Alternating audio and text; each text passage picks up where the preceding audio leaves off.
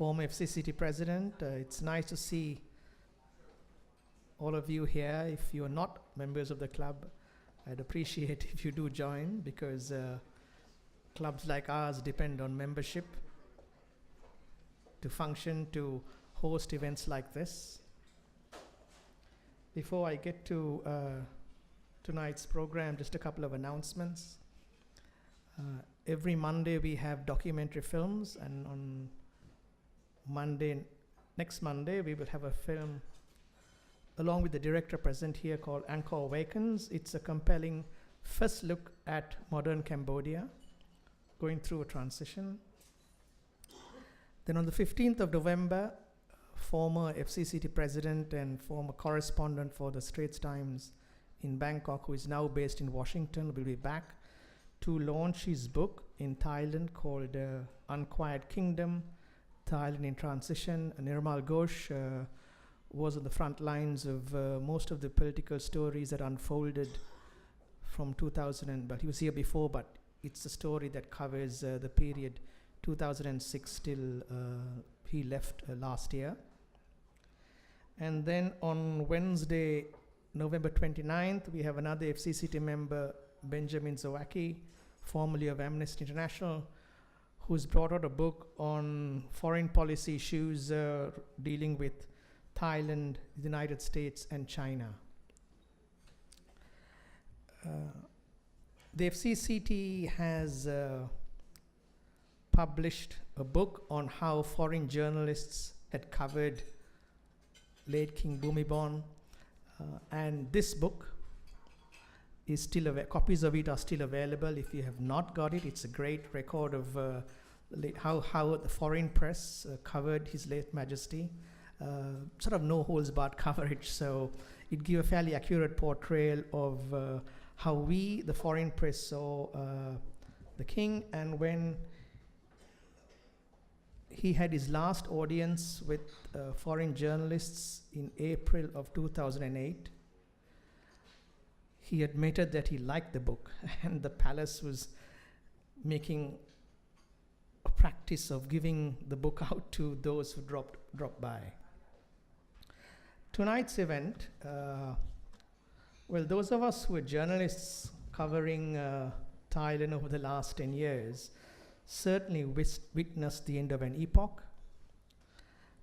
And the cremation that we had to cover was extraordinary for those of us who've essentially covered Thai politics, because it brought out some of the finest qualities of Thai craftsmanship, design. We saw Thai rites and rituals in full display, and it's fair to say that the cremation got extensive international coverage, both on television, radio, and print. We were thinking of having this program last Wednesday, on the night before, but I think we realized it was a bit too rushed.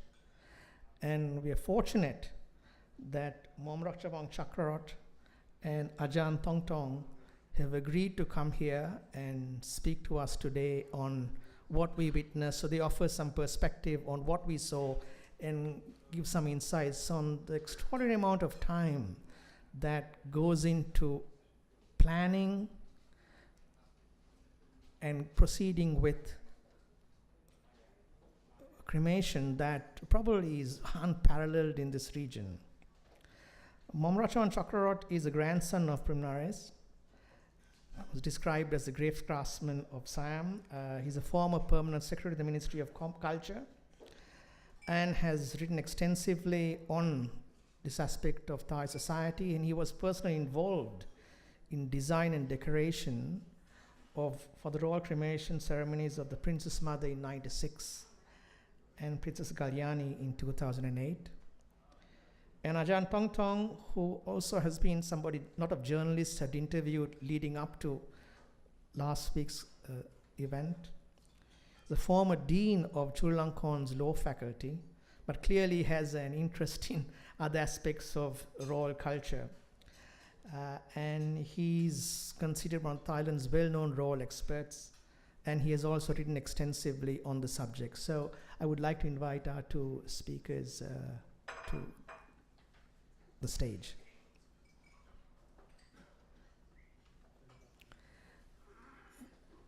We will proceed as per normal, where the two speakers make their presentations, and then we will open the floor for questions. Please, all of you who are here to listen to them and probably have many questions about what you witnessed, feel free to ask them as much to clear the air and clarify what you think is a very important, unique phase of Thai history that we all witnessed. So may I first ask Mom Ratchavan Ratcharot to begin. Thanks.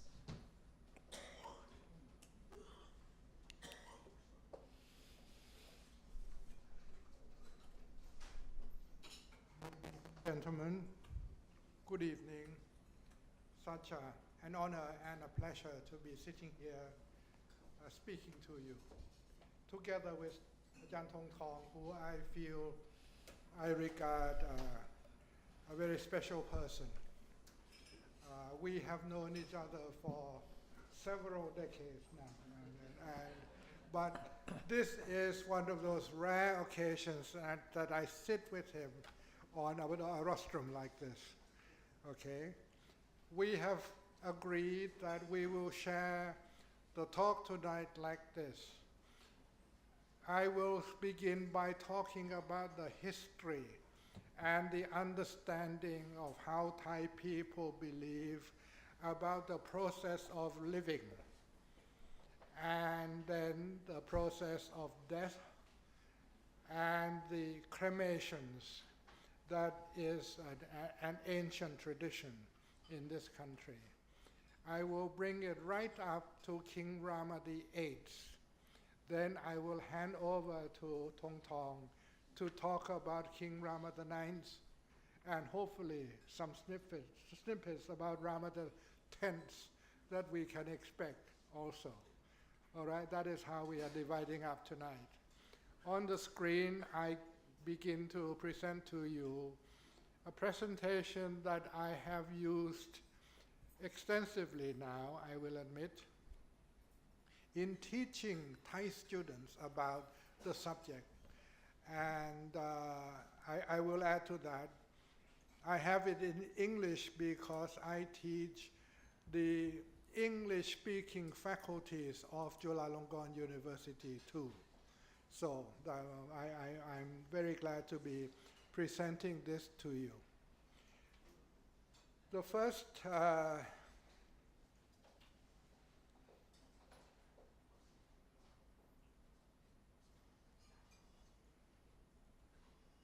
the first screen on my presentation is simply a sketch on what I will begin talking about. Basically, I begin with the perpetual life cycle. This is a belief about reincarnation, samsara, that the majority of Asian people believe in. And I will bring this up to the reason why we have followed the Brahmin religion, the Hindu religion, and eventually the Buddhist religion. And now Thailand is being recognized as the center of world Buddhism also, okay? This is how I have structured tonight's talk. We will begin with the concept of life and death. To begin with, I will present to you the fact that when we talk about a living thing, I use the word thing because we are not talking about only human beings. We are talking about anything that is living and alive, including animals and any imaginable living thing on earth. Okay. We consider that this living thing consists of two components, the body and the soul. Okay? And we believe that the body is something which is impermanent. Firstly, every body in this duality, body and soul, every body of that living thing must be born by one mother and one father. This is a universal rule of nature. You cannot bypass that. Okay? You cannot have more than one father, nor more than one mother either. This is fact. Then we believe that this living thing will grow up in time, will grow old, then will age and will die. Inevitably, every living thing. There it is. That's the cycle of life. Then we further believe that the process of living is a form of suffering. Let me explain that. We believe that to be alive, you have to rely on 4 necessities. You have to be able to find food to stay alive. You have to find shelter to keep out of the terrible climatic conditions. You have to find I'm getting lost in my own thoughts. You have to find medicine to cure any illness that you may suffer from. And lastly, you have to, there are four of these necessities in life, okay? I didn't jot it down, so I'm losing myself in my thoughts. This is what most Asiatic people believe. And to find all 4 is a problem for most living beings. Okay? Therefore, we say that being alive is a form of suffering, and that we are all trapped in this so-called reincarnation trap, because after you die, you are born again, and you go through the process of cycle again, suffering again, and then you die again, and then you're born again forever. This is an unending process known as samsara. Okay? So, the big question is, how do we escape from this suffering? This is the big question that we have faced for thousands of years. I'm not exaggerating in saying that. The first people who attempted to come up with an answer to how to escape from perpetual reincarnation were the Brahmin people. These were people who had originated in the great Indian continent. Okay, we actually in this country we say the Indian subcontinent. Okay, and these were the people who call themselves the Aryan people. Surprised? You remember Adolf Hitler, who was always spouting about the great Aryan people, how he wanted the Germans to develop into these greatly civilized people, the Aryan people. These were the originators of the Brahmin religion. Okay?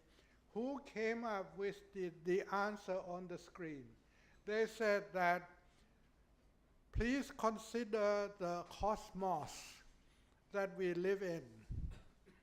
Okay, this is the Brahmin cosmology in 3 parts: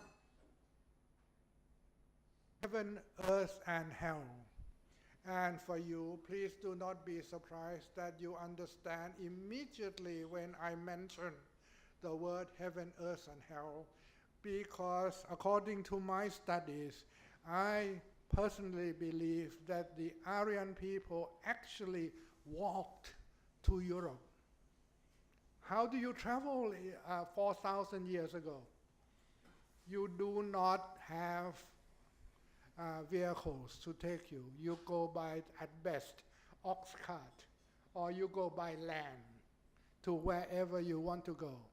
And the fact that they had settled in Europe to teach this ideology, the Brahmin religion, well, that was a great achievement already for this highly civilized people.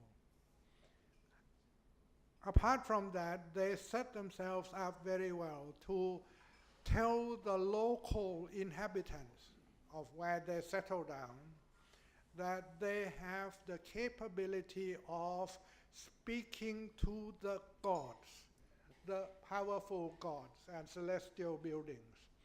They can speak and ask the gods to be benevolent and to look after the local people. And this was why they were very successful in settling down wherever they chose to settle down in. In fact, they have settled in most part of Southeast Asia. They still thrive today in this country where they evidently settled and told the rulers of this country that they could speak to the gods to ask for whatever the rulers wanted to ask from the gods. Okay, and in the funeral, in the royal cremation of the king that happened a few days ago, you saw them in the white costumes with their hair down, walking behind the procession. Okay, there they are, still happily practicing their belief in Brahmanism. Okay, now, once that had been established, another group of people came up with gods. Now, these are personifications of powerful gods that had been created by the Hindus in Hinduism. I'm picking only one set of gods that seem to be the gods that had created the cycle of life in the first place. If you will please read the screen from bottom up, the Hindus thought that it was Brahma, Praprom, who created everything on earth. All the birds had been created by Brahma. Then once that thing is born and alive, then it is Lord Vishnu who looks after all these things in well-being. He protects, he is the doctor, the curer of problems, everything on earth. And eventually it was Shiva who destroys everything that is alive. So that's your complete cycle. But this time, the Hindus have named actual gods who do the job.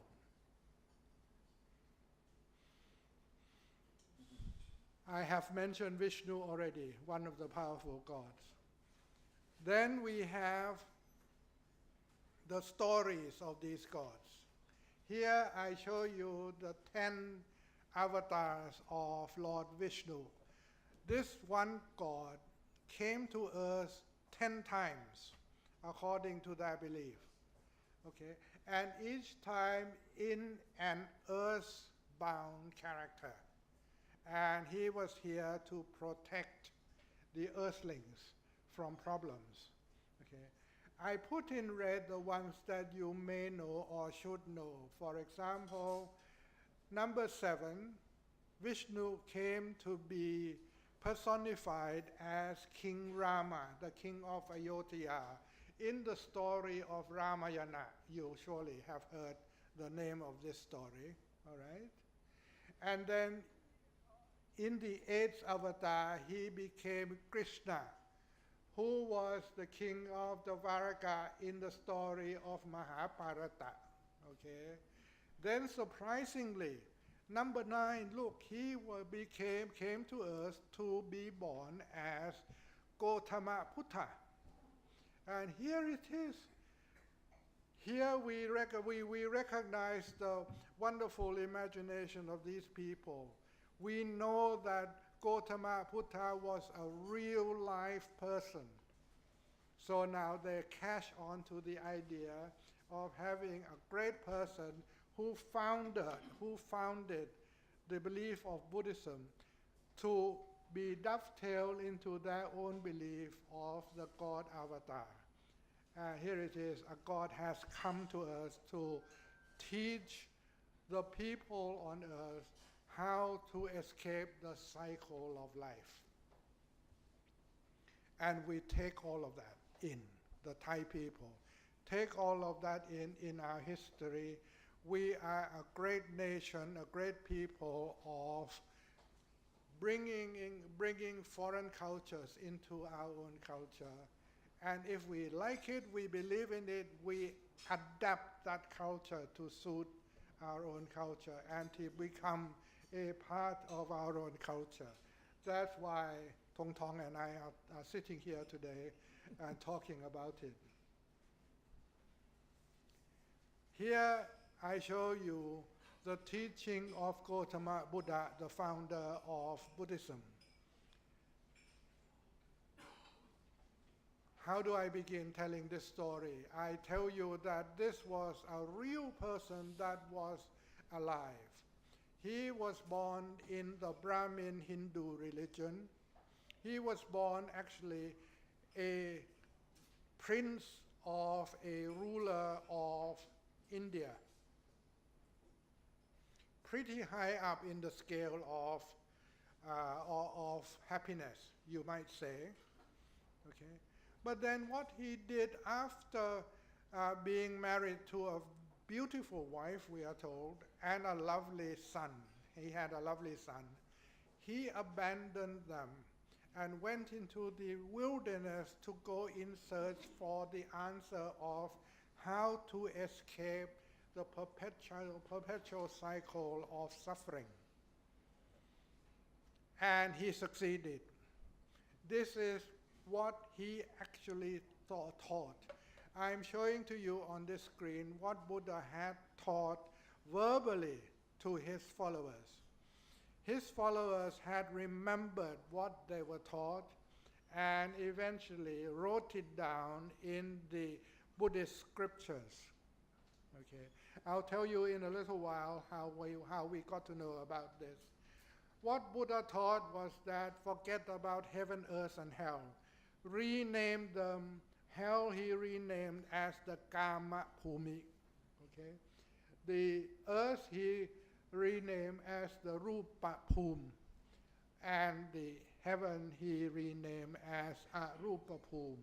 Basically meaning in the lowest level in hell, the unhappy realm of unhappiness,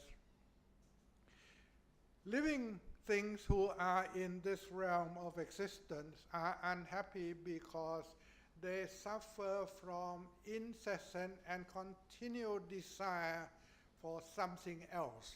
They are never satisfied with what they already have. If they have some money, they want some more money. If you have a beautiful wife, you need a second more beautiful wife. And that is desire, the karma that we are talking about. And he taught that this is the root cause of your suffering, forever wanting something else. So the first thing you want to do is to get rid of this incessant desire. Don't bother thinking about anything else. Just get rid of your inbred desires. Once you have done that, then you make merit to other living beings who are suffering as well. And if you do that, then maybe you will be rewarded by being born in a happier level of existence.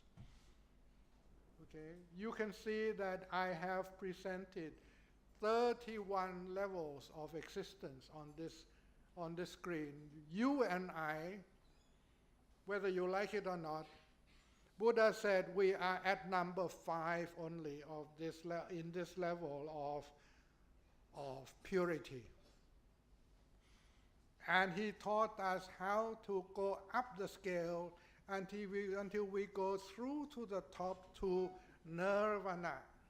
That is the desirable achievement in which you are never born again. This is the only way to escape from the perpetual cycle of suffering. He actually found the answer, and he taught this to his followers, his living followers. Some of them did follow, did practice, and achieve nirvana in one lifetime. Okay, and this is why we take so much to Buddhism in this country, and we practice it literally very much. Okay, what I would like to pull your attention to is that in the lowest level, the level of Brahmin hell, or in the Kama Bhum of Buddhism, we, as I have already said, are at the level 5. Okay. Below us, suffering more than we do, are the demons, and then the ghosts and ghouls and spirits. Then I'm sorry to say your lovely pet animal at home is only at number 2. Okay, it is really suffering much more than we are. And lastly are the hell beings. They suffer terrible, very much indeed. But if you look the other way and up to the levels 6 upwards, you will see that these are the angels. This is where the angels live. Okay?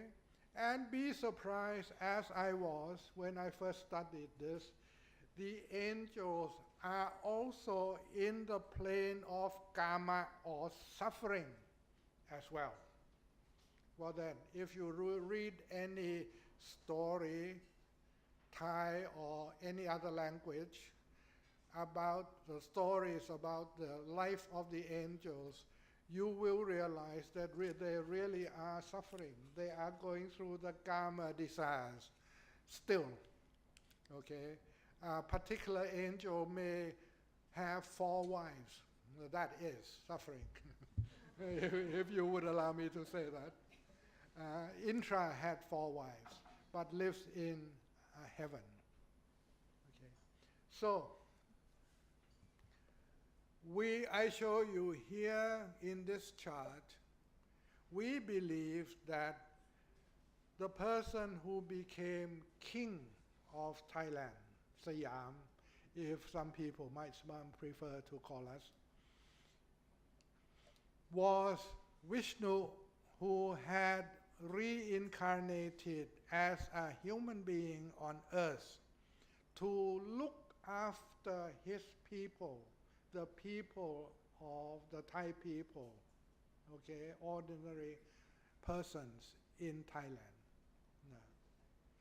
When he dies, his soul becomes separated from his dead body, and the soul flies back to the heaven where he had come from in the first place. Okay, that is Dawadung level of existence, which is in a happier plane, but not yet out of the Kama Bhum plane. This is what we believe in. So, the soul immediately at death flies back to Dawadung heaven, leaving the body for the people to cremate, to deal with. Okay, this is what I'm leading into when we talk about the royal cremation you had just witnessed. Okay. Oh, yeah. I'm out of time, so I'll quickly go through the rest, if I may. Okay. This is the cosmology that we had attempted to build the royal crematorium to actually make the cremation. We believe, and this is the Buddhist cosmology as created by Buddha himself. In the very center, there is a great mountain known as Sumeru, and this is where the Meru word comes from. Okay? This is the mountain where the gods live, on Sumeru. Around that are 7 rings of protective mountains, Satta Boripan, protective mountains, to keep other living things from interference with the gods. Then we believe there is only one big ocean. Forget modern geography. This is original geography for the Buddhists. One ocean in which there are 4 continents, to the north, east, south, and west. And finally, there is a last ring of mountains acting as the border mountain of the universe. This is Buddhist cosmology. So we have built the major buildings in our culture after that cosmology. Here the famous Wat Arun of Bangkok, symbol of the cosmology. The center big solid spire, beautiful spire, represents Sumeru mountain, and the 4 cardinal spires around it represent the 4 continents where people live. And if you ever get there, you will see what these people look like. They look like animals, okay? There you are. This is the evidence of Thai culture accepting something that is not Thai at all. Here I show you a map of ancient Bangkok that was created during the early Bangkok period. You have the Grand Palace down here.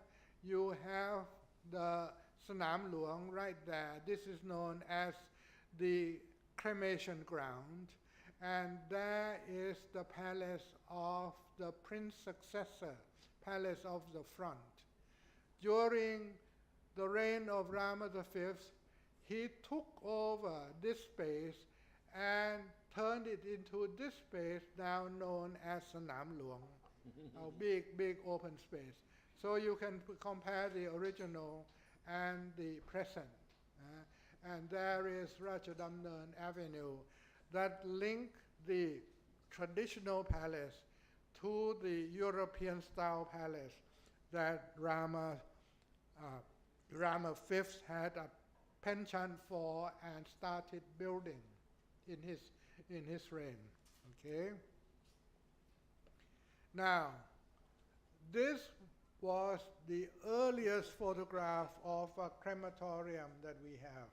Photography arrived in this country around the end of the reign of King Rama III, and it became popular and in much use during the reign of King Rama IV. This was his crematorium, and compare these two. These are essentially the same architectural style. So when we build the crematorium, we intend to build the mountain of gods. Same shape.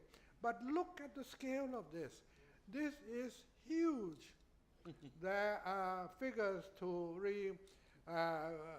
reinforce the feeling of how big it was. And here is a European account of coming to that particular cremation and that particular crematorium.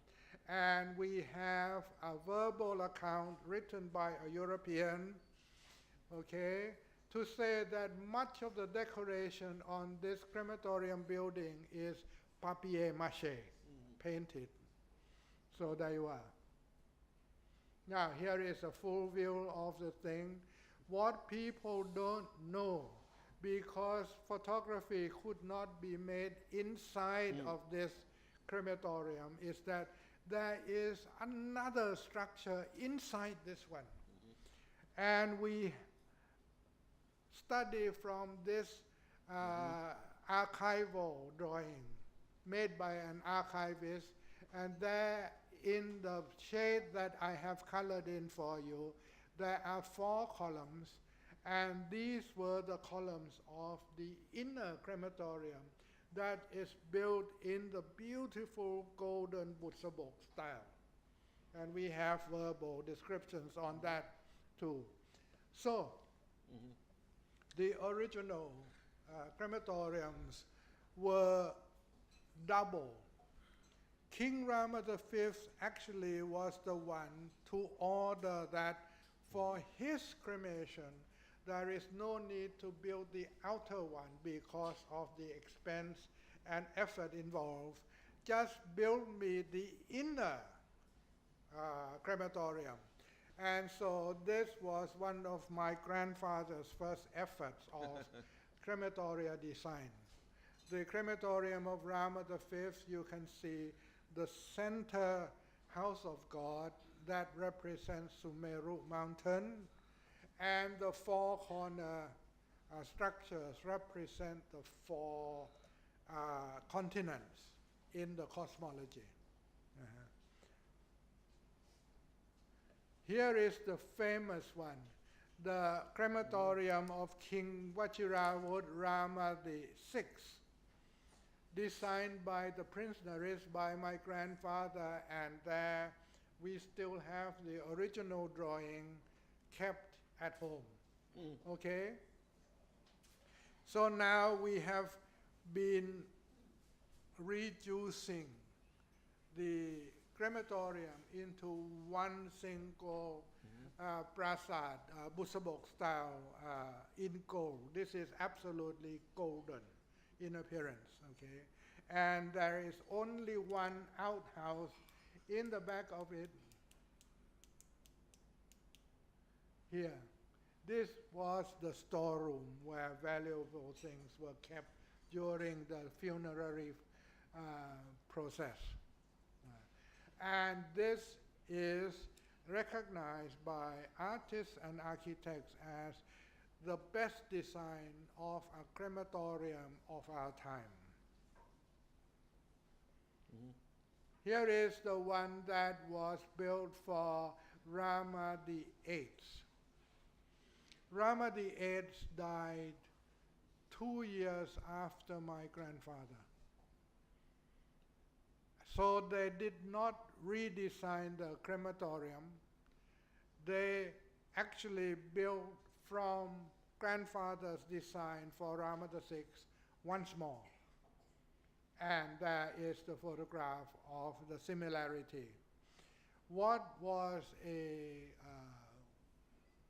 fate, I suppose, eventuality was that after the cremation of Rama VIII in this crematorium, one prince followed. His body was cremated on the same crematorium, and then the Prince Naresh himself was cremated on the same crematorium. So here is a demonstration of thrift. We don't build them, pull them down, and rebuild them for each and every king and prince. We will use them for several deaths if necessary, like this. Okay. And here is the internal photograph of Dusit Mahaprasad, and this was King Rama V. King Rama V. I will just show you this to mention the upright urn. This was how they store the dead body of kings by tradition, in an upright iron coffin. And here was the same presentation In this case of the Princess Kalayani Watana, the king's elder sister. Okay.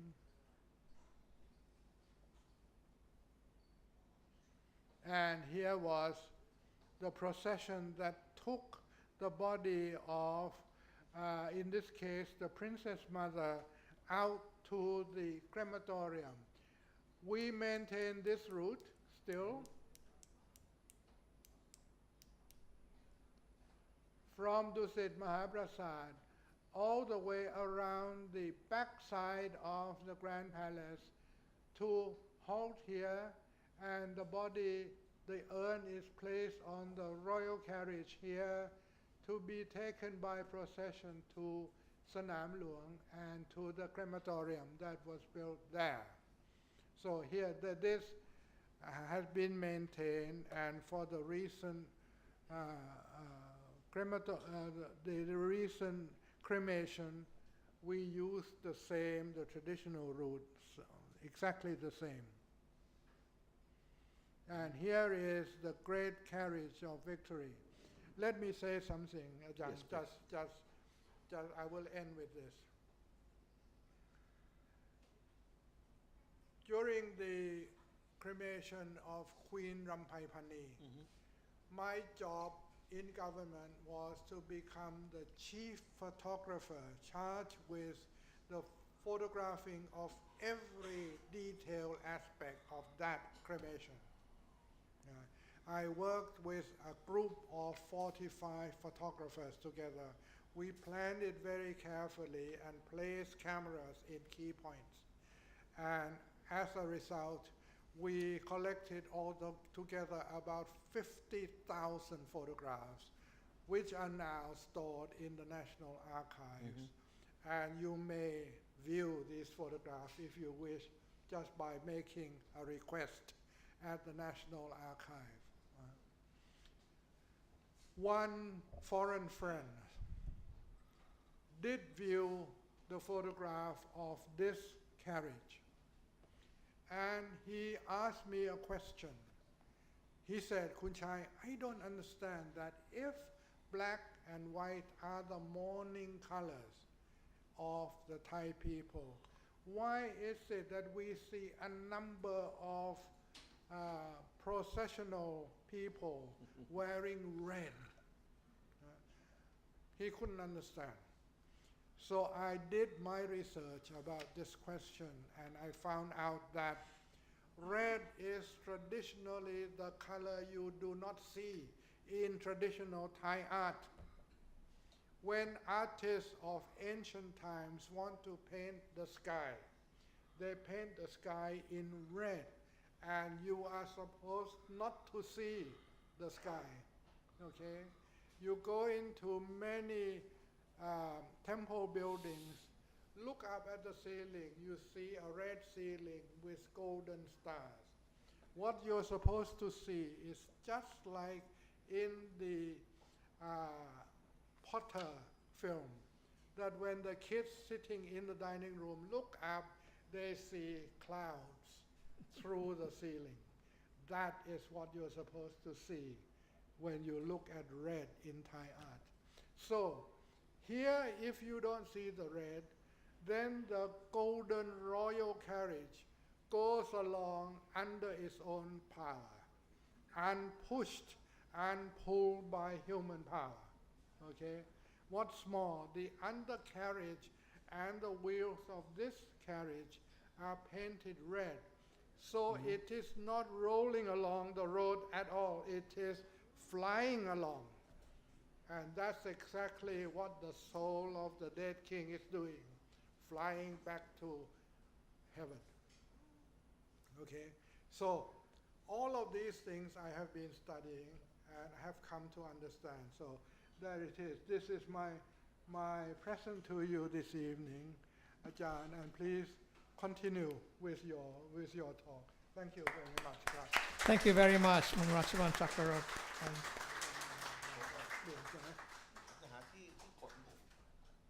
My technician. Where's the technician, please? คุณทำ ต้องมาเปลี่ยนของผมที่โทษที Can have my He's coming. assistant to change to my presentations. I'm not good in technology. I'm lawyer. ครับผมได้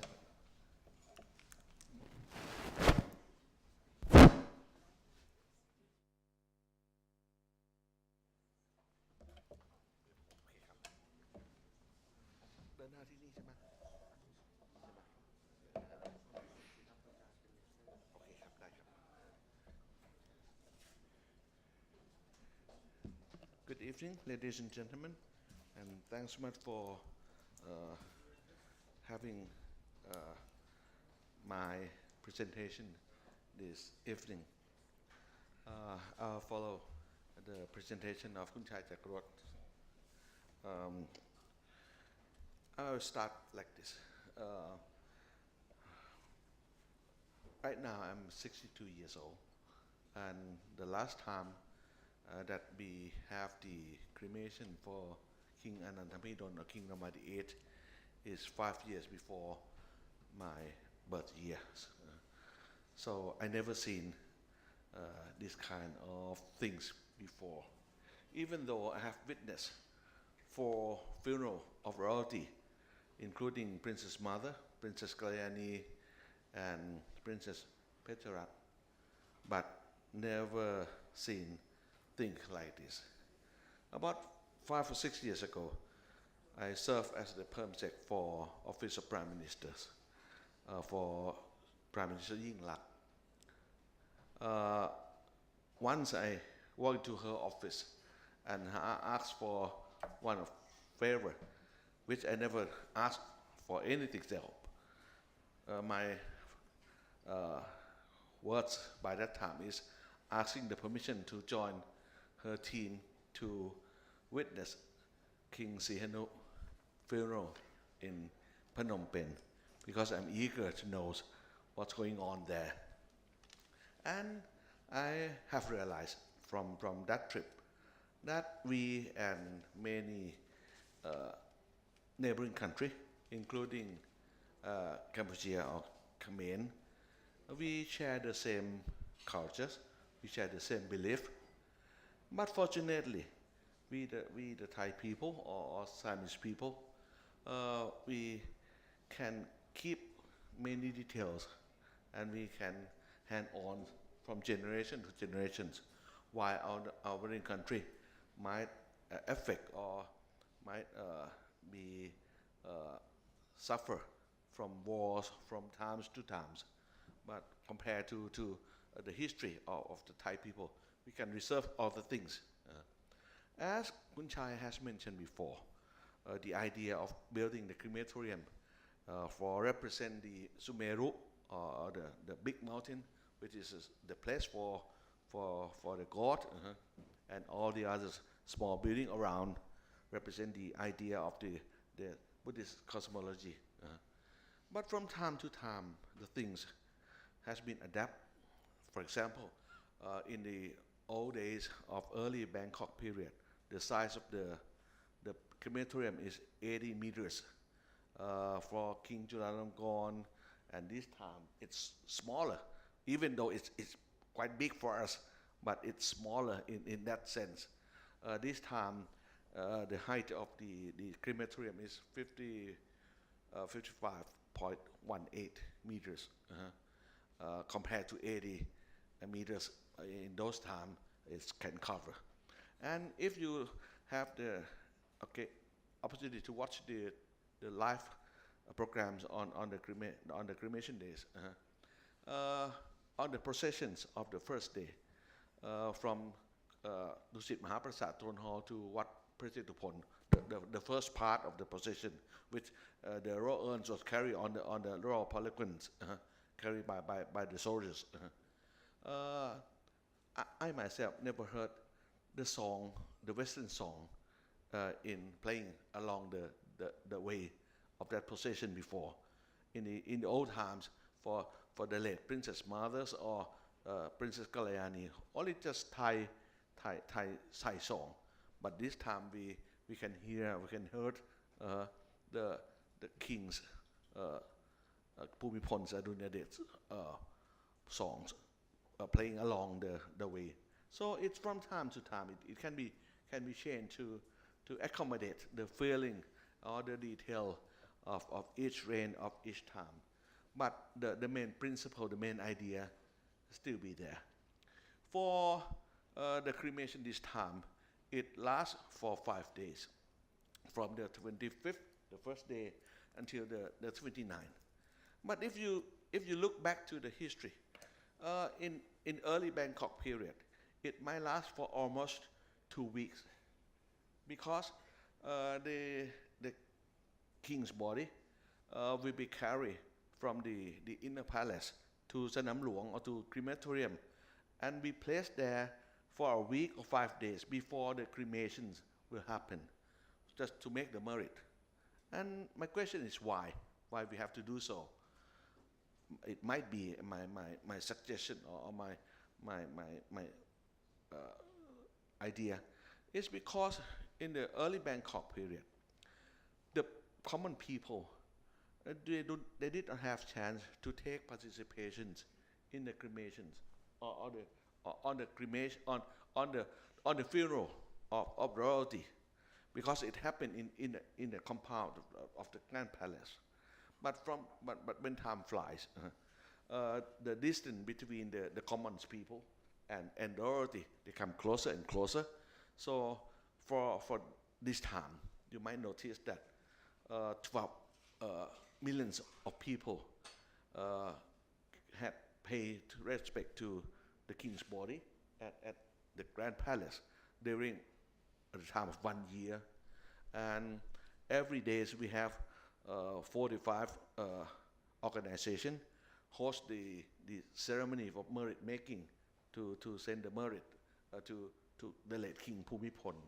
So the participation of the people has much more when compared to the history. So need not to move the royal body or royal urns and place at Sanam Luang and let the people have a chance to make a merit, because everything has been done in the past 1 year already. So it has been shortened into 5 days, and this pattern might be starting from the reign of King Rama V funeral for the first time, because from the record, it's the first time in that occasion that the commoners people can pay respect to the king's body in the compound of the Grand Palace by the one of the meeting early reign of King Rama VI, because we know that King Chulalongkorn has reigned this country for 42 years and he has close relation with the people. So the king and the committees of funeral by that time decided to allow the people to get into the compound of Grand Palace and have a chance to pay respect. So we can shorten the day of the funeral at Sanam Luang. Let me show you just pictures that on the first day of the ceremony is on the 25th. During 1 year, we have many religious ceremony making merit for the late king. But before the cremation on the next day, should have some of the biggest event, the biggest royal ceremony of merit making on Buddhism belief. So King Chulalongkorn preside over that ceremony on the 25th evening with all the royalties, princess and royal families all together. These pictures happen at about 3 in the afternoon, of the 25th. You always have this scene presenting the robes to the monk. Why? It's always being presented, the robes, it's a way of merit making. It might date back about 2,500 years ago when the Lord Buddha still alive. By those times, we don't have the factory to making the fabric easily. it's quite difficult for monk to find the ropes. So sometimes the monk by those time has to collect the cloth from the dead body, and they have to wash it and to cut it and make it a new ropes. So some people have asked permission from the Lord Buddhas that they would like to present the new ropes for the king, for the monk, and that's a way to make merit for the dead people. So that's a way we always see in this kind of activities in the merit making, not only for the royalty, even for the commoners. Chanting. This is the royal urns, and you might know that I have mentioned before that from time to time the detail of the ceremony might be adapt or change in accommodation to the wish or the way which practical for each time. This time everybody is in this secretary. Since the funeral of Princess Mother's Samdet Phra Sri Nakarin about almost 20 years ago, she has asked that her body should be placed in the coffins, and the coffin has been placed behind the royal urns. That it will be placed behind the state. And this is the end, just small, just the short ceremony, only about 2 hours, 2 or 3 hours. It ends before the sunset. And early in the morning, it starts from about 7:30 in the morning. The members of courtier ask the permission to bring the royal urns to be carried on the palanquin to the royal chariot, with placed under what pole. During that time, the monk always chanting from the time which the procession has started until the procession had reached Sanam Luang. And we have the minute gun. The gun will salute every minute. Surely it's not Thai style. It's a Western one, which is mixed up with the tradition. Understand, since the reign of King Bhumibol the fifth, who studied military in Great Britain and also Oxford in Great Britain. This is the urns at the plaza of Dusit Mahaprasad Throne Hall, and then royal urns will be carried. This is the minute gun. This is the royal urns when carried on the royal palanquins. It's quite big one and heavy one.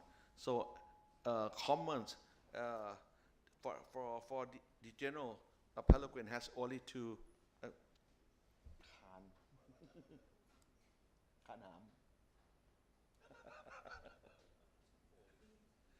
It's just two poles.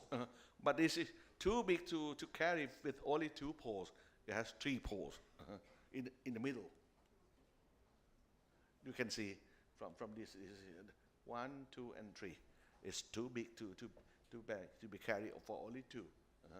And this is the standard flag for the king. We call Garuda, Thong Maharaj, the Maharaj flag, which is we have the Garuda in the centers, which Kunchai has mentioned before, that Garuda is the heavenly bird which has the duty to carry Vishnu, travel around, and our king is Vishnu. This is the first part of the procession. With we have the police horse in the front part, followed by the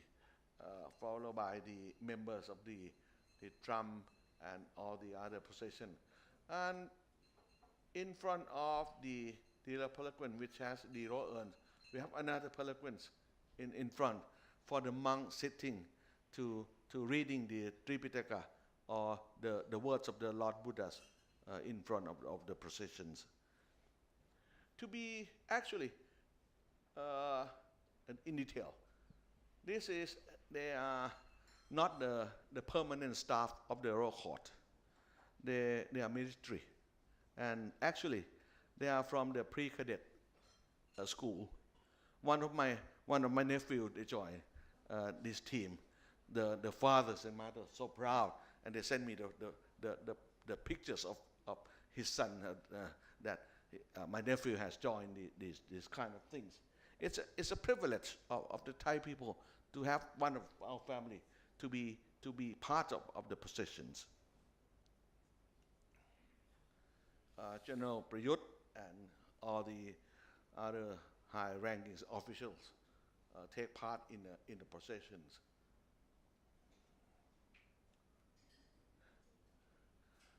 The procession is starting to move, and along the way on Maharaj Road, the people getting around, they wait for 24 hours or more than that, to have a place there to pay homage to the late king for say farewell, farewell on the last times.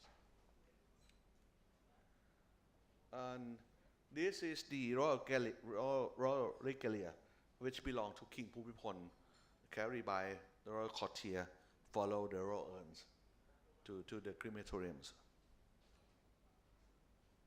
And followed by His Majesty King Maha Phichai Ratcharot and Princess Maha Chakri. This is the monk who reading the teaching words of Lord Buddha in front of the processions. He is Somdet Phra Vanarat, the abbot of Wat Bawar Nivet Vihan, the member of the Mahasangha Council. The people who in charge of carry the royal urns,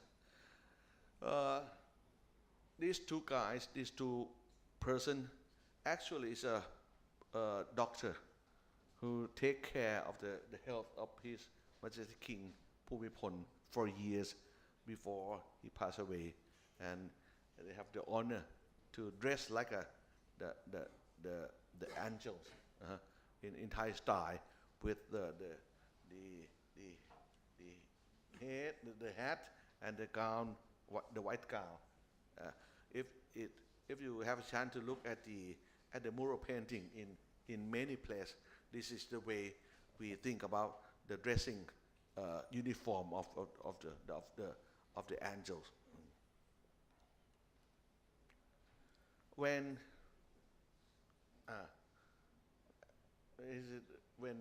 the royal urns reach the crematoriums, and in the evening, there's a merit making before the cremations happen. We have two parts of the cremations. The one is the official one, and the real cremation happen in late night. If you have a chance to, or if you have the Thai friends, you can notice that when they have the funeral for the members of their families, we have these two parts of cremation also. The first part is for general guests, which has generosity to take part in the ceremonies. But for the real cremation, just only the close families, close members of the families. So if you watch the TV programs on that day, the ceremonial cremation happen in the evening. We have the high-ranking officials, the royalties, and dignitaries or representative royalty from foreign countries. But for the real cremation at about 10 or 10:30 in the evening, we do not have televised. It's just only the ceremony take participation by only the close member of the royal families. This is the pictures of the Pratinang Songtam, or the ceremonial hall in front of the crematoriums. It can seat at about 3,000 persons in that building. So we have seen many royalties. This is the King and Queen of Lesotho, King and Queen of Bhutan, and this is Queen Sophia of Spain, and the other royalties.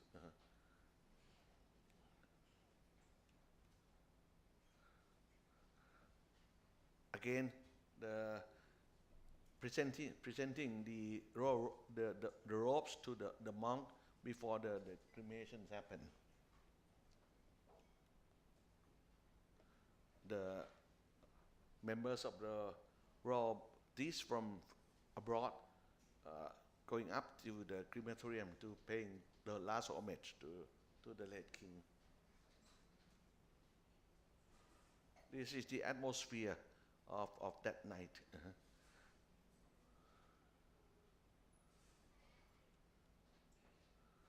Before King Vajiralongkorn take leave from the crematorium as marked as the end of the ceremonial cremations, he have occasion to meet with the foreign royalties before he take leave.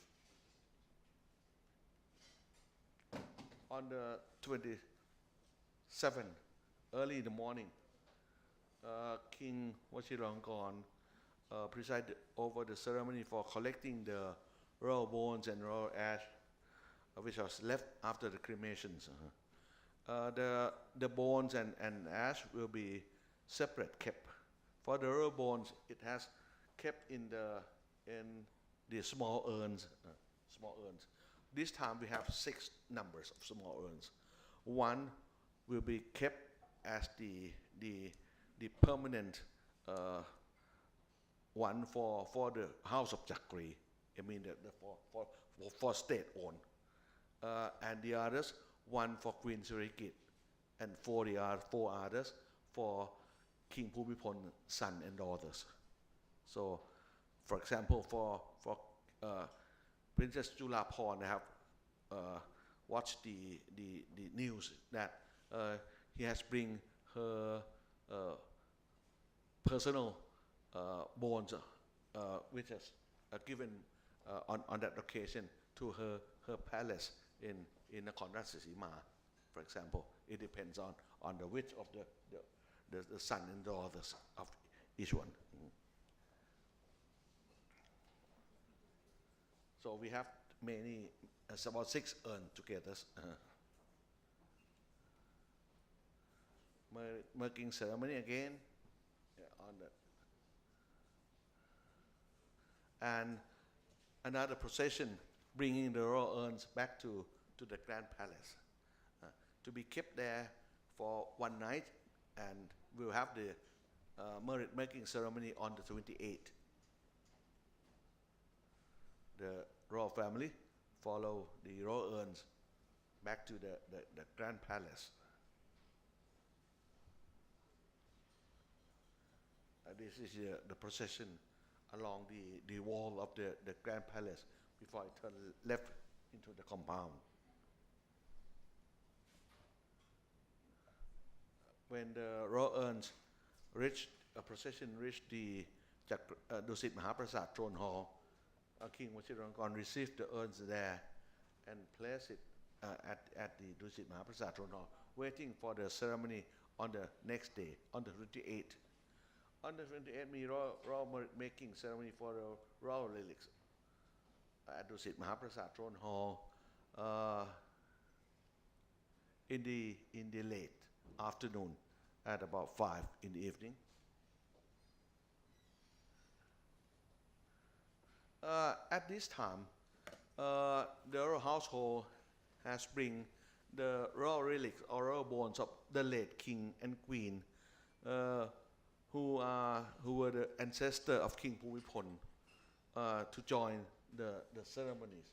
and placed in at a throne under the 9 tiers umbrella, which include King Rama the 5th, 6th, 7th, 8th, and the Princess Mother, and the Princess Mahidol, and that kind of things.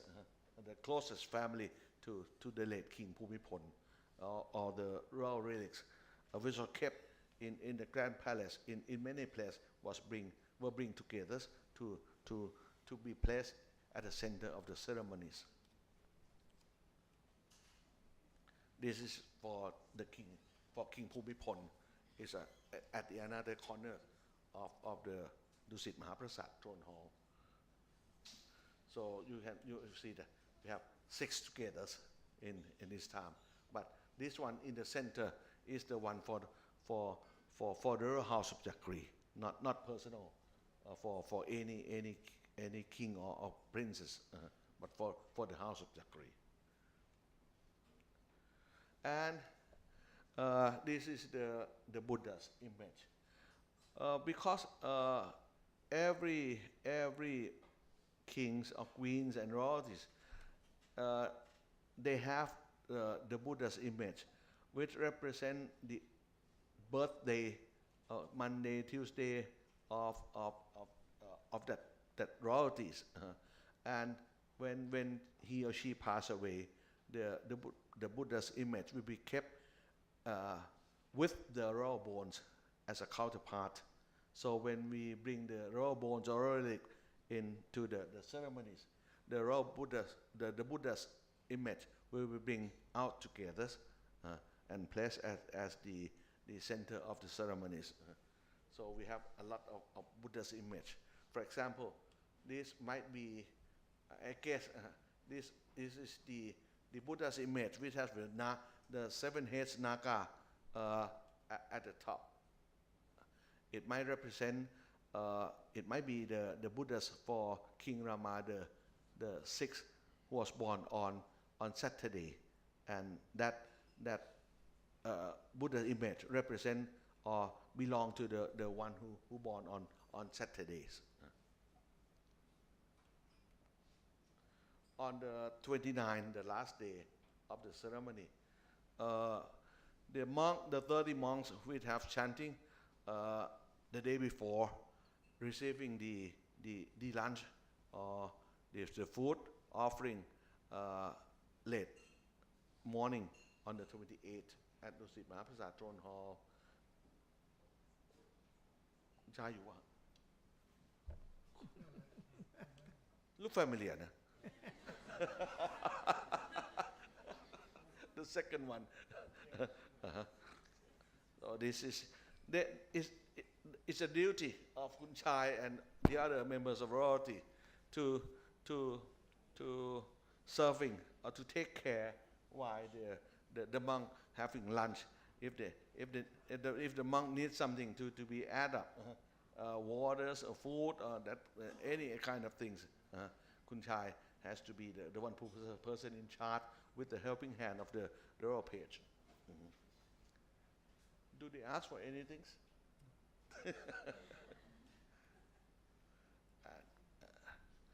King Vajiralongkorn presented the things, lamp, writing set for the monks. And after the end of the ceremony, about 1:30 or almost 2 in the afternoon, the royal relic, the one which will be kept for the royal house of Chakri, will carry on the royal palanquin and we will place on the 3rd floor of Chakri Mahaprasad Throne Hall, which is the place where we kept the other relics of the late king. Even it's a short distance. It's about 60 meters from this building to this building, but we have a procession. It takes hundreds of people to join that processions.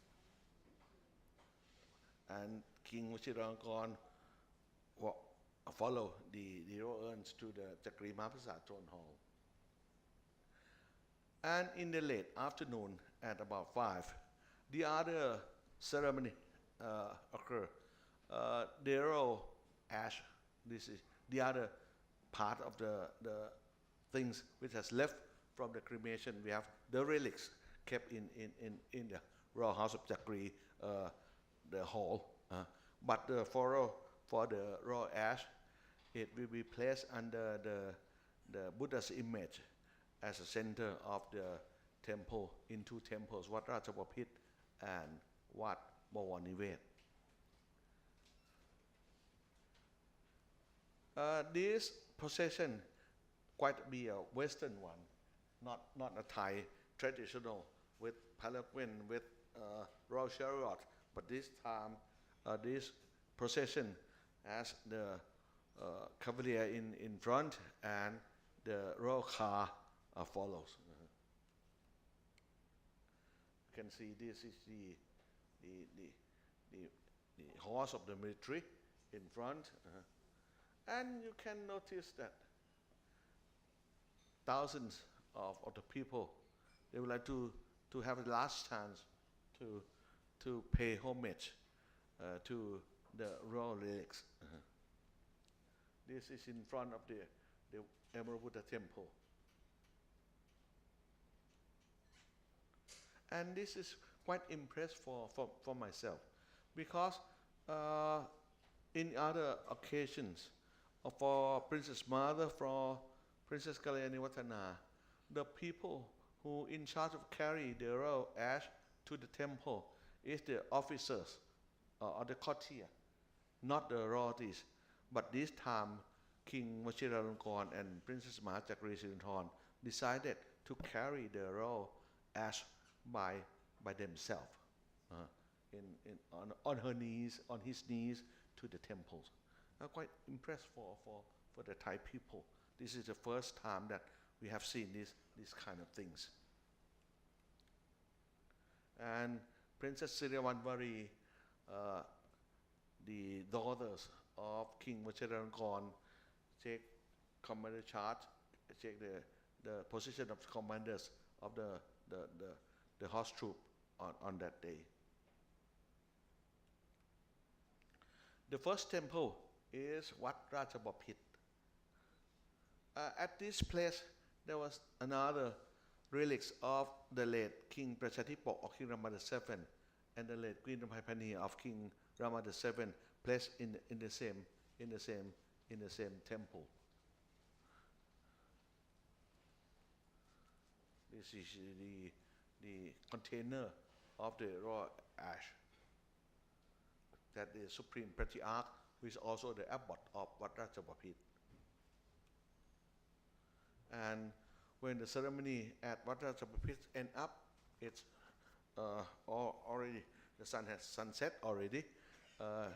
They move along the road from Ratchadamnern, along the Ratchadamnern road to Wat Bawanivet Vihan for another ceremony at Wat Bawanivet Vihan. So that's the end of this. That's the end of the pictures. I have seen this picture first time same as you, because it was prepared by my student. I never seen it before. I'm sorry. So just have 2 or 3 minutes left. You might have seen already that this is the big event for the Thai people, and I can say that that's the way we do our best for the one who we mostly lovely and respectful for the late King Bhumibol. And that at this time we have the occasion to hand on the knowledge, the belief, the detail of our craftsmanship, our way of thinking from generation to generations. It might be said that it's very important that we can keep all these things as a culture, And this culture make the Thai people and this country being as we are being now. Thanks so much. I was born about 4 years before King Rama VIII died, and Rama IX came to the throne. Okay. King Rama IX followed his brother as the rightful heir to the throne. He was not an elected one. It was his birthright as the younger brother of a dead king. If you would follow this traditionally, during the Ayutthaya period and also early Bangkok period, they were appointing their younger brothers as the prince successor, known as the Prince of the Palace of the Front. And this refers to the book of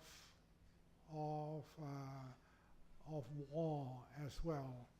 The Prince of the Front commands the vanguard, who protects the royal forces commanded by the king, and then another brother would protect the rear guard, and therefore that's the Palace of the Front, the Grand Palace, and the rear guard palace also.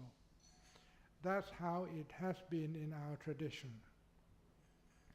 The idea is that should anything happen to the king, then his brother in the front guard will assume the position of king. But then let's not forget that the position of king is occupied by Ramavata, the figure of Vishnu reincarnated on earth as the protector of the people. That was his job. Or rather, let me change that. That is the job of the king.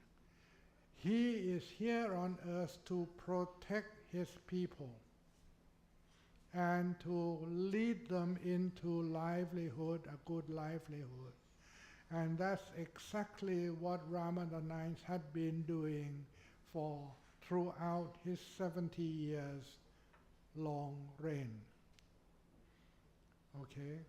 So, to me, this is all wonderful fulfillment of our beliefs. It is really a fulfillment.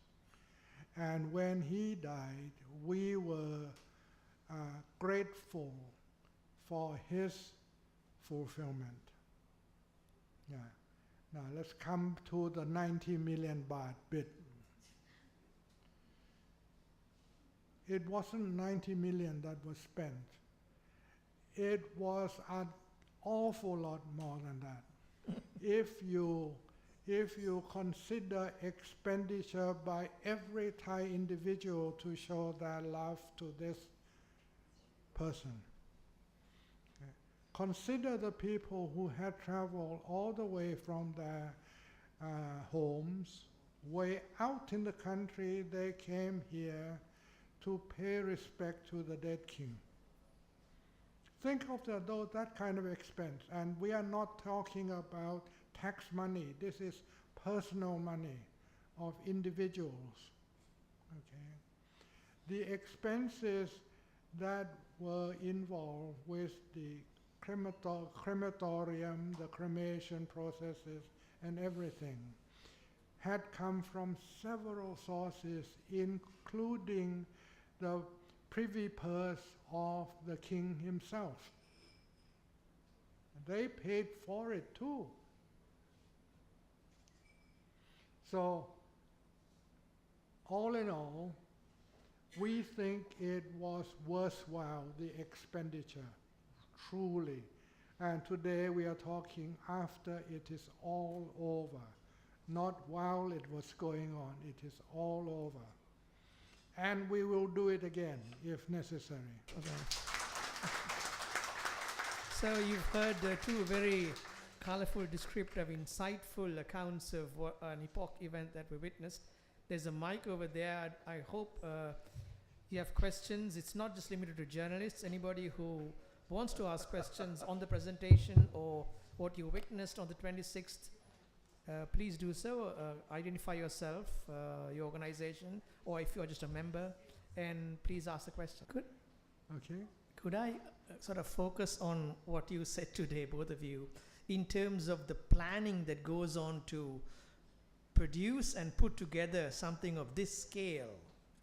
I mean, how do you choose, for instance, the artisans that produce some of those marvelous carvings? And what kind of training are they put through? Both of you have had your own observations and direct involvement. What is the backstory in terms of the people who were involved? Because, I mean, unfortunately, we don't hear much of them.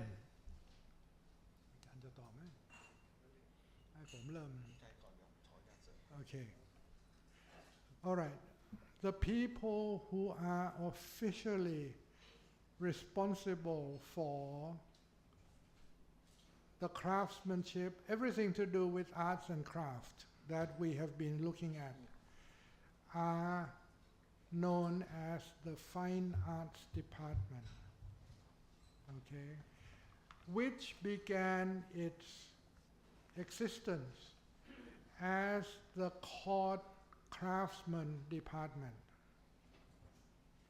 That's where they were. They were serving the king directly in court for any creativity, any craftsmanship that was needed by the king.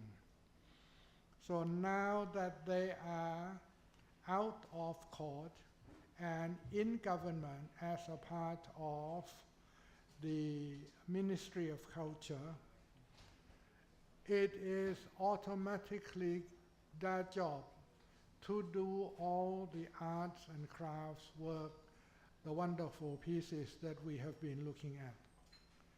I have a very pleasant, proud story to tell. That is that I used to teach in the School of Fine Arts that was run by this Fine Arts Department itself. And I had taught all of these craftsmen who had created the beautiful things that you have been looking at when they were teenagers. They were wearing shorts to school. Now they have become the country's leading artists and craftsmen in their maturity. Now that is a proud thing to present. May I have some part of my experience to share with Kunchai and these functions? Beyond the professional artists and craftsmanship, the common people take serious part in doing everything for these occasions. For example, you will see the bonsai, the small trees in good shape, make years to come beautiful as we have chance to see. It placed in the tray or the pottery, which is a big one, small one. All of the pottery was made in order for this event, for this time, and it was made from the factories in Ratchaburi. Once I have chance to visit that factories while the pottery was in process of making. It's not the point of money. It's not the point of how much it costs. Every person in that factory, they're proud to do so. They're proud to have their painting on the pottery. when we talk about the bonsai, we borrow it from the monk, because the monk have the collection of the great bonsai, and we borrow it. For the crematoriums, if you have a chance, starting from tomorrow until the end of November, they allow the people to visit the site of the crematoriums. It's so beautiful, but if you look closely, it's not a permanent one. The detail of the decorations are made from papers, from plywood, from cloth. Even the design was made by the professional official from the Department of Fine Arts, but they have to have the construction company to join teams to do the things. About 1 month before the ceremony, I have visited the site, and I have talked with one of the owner of that constructions company, who in charge of the building the building around. Again, it's not the point of the money. They're so proud to do so. Every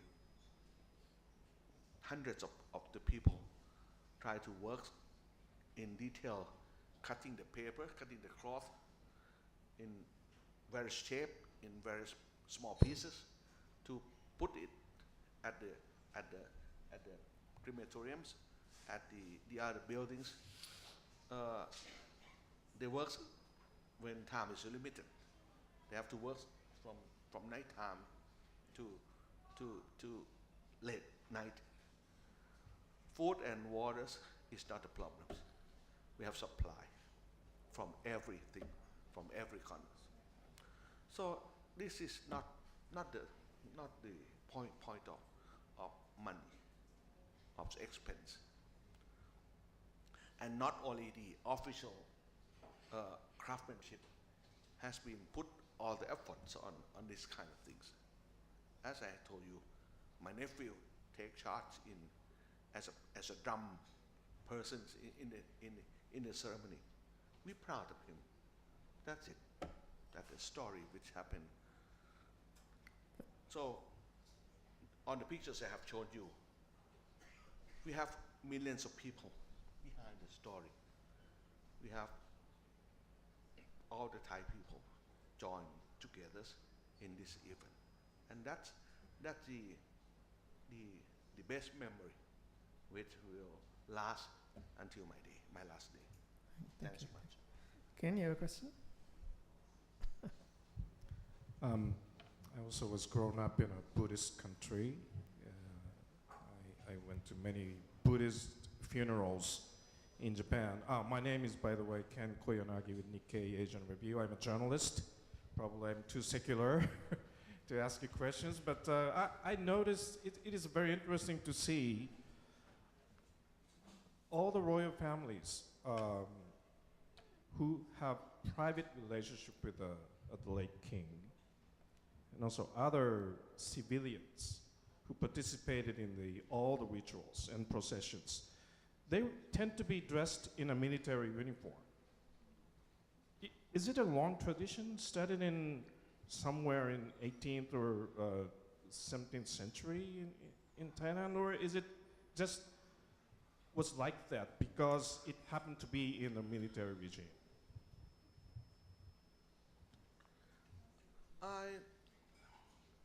If I can back to the procession pictures. Okay. Okay.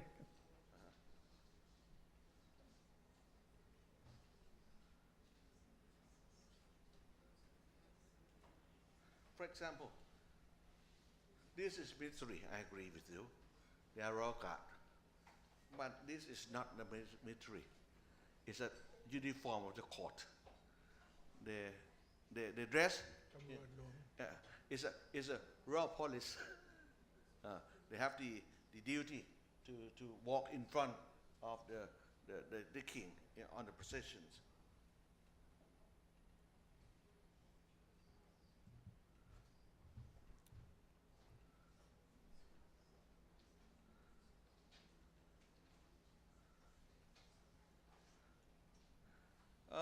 For foreigners, for some countries, for the civil servant, they do not have the uniforms.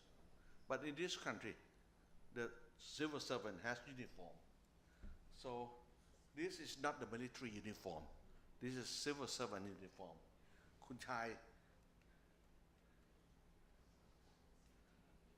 Ratcharot has that uniform. I myself has that uniform. I'm not a military man. So when you look at this person, the person in charge of carrying the royal palanquin, actually the dress uniform is the court dress, not the militaries. But we lack of the manpower because we do not have full scale of the members of the court here. So when we have to have this kind of ceremony, we borrow some of the manpower from the militaries, but they do not dress in the military uniform. They dress in the court uniform. This is the court uniform. This is the civil servant uniform. This is the court uniform. So it might be quite difficult for foreigners to separate what is civil, what is court, and what is military uniform in this country, because everybody has uniform. That's the way it is. Do you like to add anything? Questions? May I have some Go ahead, questions, please. Yeah. We're talking about the relics, and Could you identify yourself for the? I realize that they are kept at the Chakri hall. I always thought that were kept under the roof. Can you tell us where exactly in the Chakri hall they are kept, and are the Buddha images kept next to them, next to the relics of all the kings? The Buddha's image will be kept on the third floor, but in separate corners. Okay, and the relics of all the kings? In what part of the palace are they kept, of the Chakri hall? The relics of King Rama I until the reign of King Rama IV was kept in the another small building in the compound of the Grand Palace, and starting from when it was full occupied, then King Chulalongkorn built Chakri Maha Phichai Ratcharot Hall to celebrate the Bangkok centennial, or he built another place for probably the place to keep the relics, starting from the reign of King Rama V, the 6th, 7th, 8th, and the Rama IX. And they didn't move the other relics? They didn't move the others to join together. There's two places in the compound of the Grand Palace. Could I just take the question this lady asked? So what is going to happen over the next month is that the public can go and witness the cremation site, and it's going to be dismantled. But at the same time, will the public have access to pay respects to the relics at some point? The royal relics might not easy because it's kept in the compound of the Grand Palace at the third floor of the Chakri Throne Hall. But from newspaper, from TV right now, hundreds of people and thousands of people went to Wat Ratchabapit and Wat Bawanivet, the place, the two temples, which the royal ash was kept. It's quite crowded at that two temple right now, so it will last for months until the people has paid respect for times. Can I add to this information? I'm handling the historical aspects of such questions too. Let me tell you, if you hadn't known before, that during the Ayutthaya period, that means when Ayutthaya was our capital city before the building of Bangkok, we had a temple next to the royal palace that was the royal temple It's exactly the same as the temple of the Emerald Buddha is the palace temple today.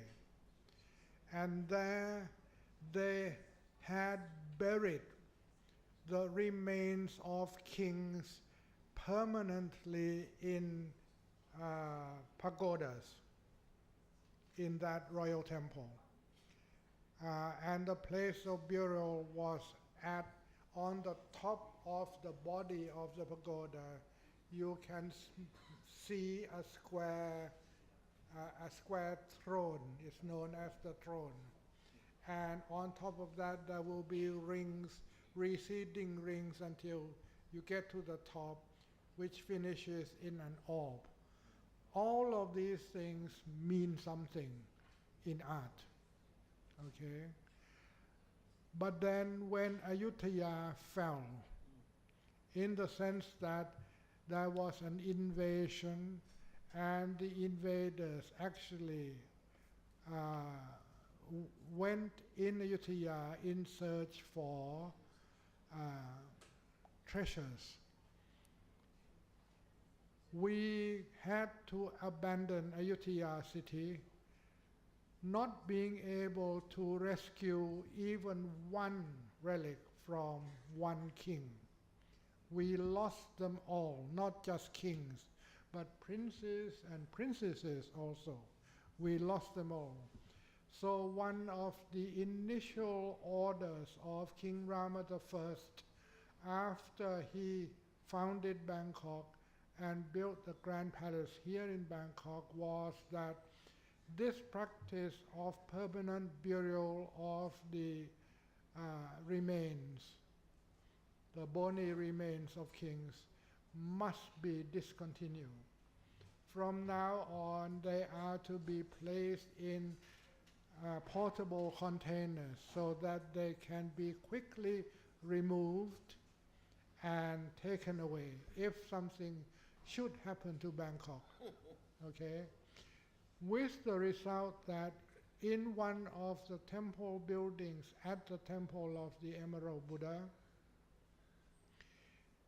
there is this very ornate building that you can go into, and you see set on the stage hundreds of miniature urns containing hundreds of bony remains of the royalty.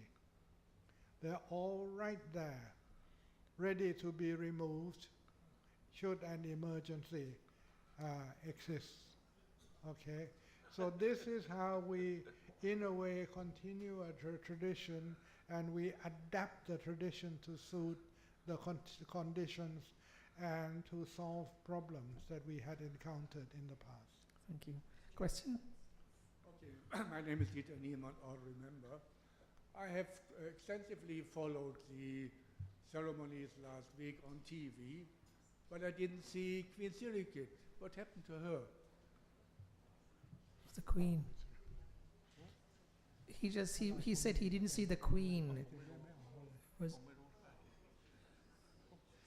Neither of us knows what has happened to the Queen, because we haven't seen her for years, okay?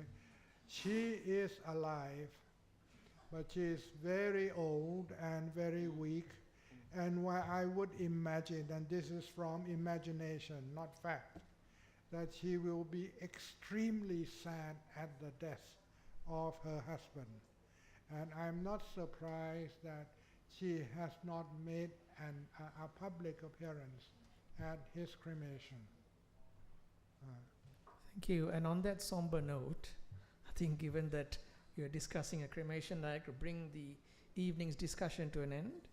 I appreciate the insight. Maran, can I ask a question, please? Hang on, you already got one chance. So you can ask him. I think it would be interesting to No, ask. you can ask him privately once we're done, because it's just 2 hours, right? Why we are restricting it? No, it's done. It's 2 hours. You can ask a question to them personally. So thanks very much. Please join me in thanking our two speakers. And don't forget, if you're interested in the book, you can always buy a copy at the office. Thanks. Bye.